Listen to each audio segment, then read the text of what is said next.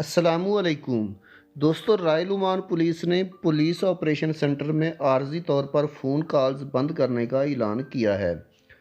ROP की जानिब से ऑनलाइन जारी करदा एक बयान में कहा गया है कि रायल ओमान पुलिस सब की तवज्जो इस बात पर मबजूल कराना चाहती है कि अवामी मवासलाती नेटवर्क में फ़नी खराबी की वजह से पुलिस ऑपरेशन नंबर 9999 पर फ़ोन कॉलें वसूल नहीं हो सकेंगी और जैसे ही ये खराबी दूर हो जाएगी तो ये नंबर दोबारा से बहाल कर दिया जाएगा।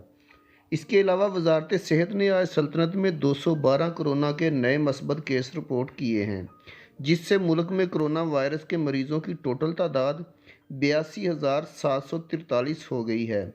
जबकि पिछले 24 घंटों में 149 मरीज़ों की सेहत याबी के साथ टोटल रिकवरीज जो हैं वो 77,427 हो गई हैं।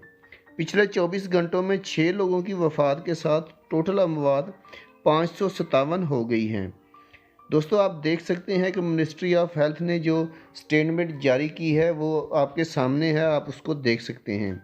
अल्लाह ताला से दुआ है कि या अल्लाह इस मूजी मरज़ से हमारी जान छुड़ा और जो भी इस मरज़ में मुब्तला हैं उनको शफ़ाए कामला अता फ़रमा, आमीन।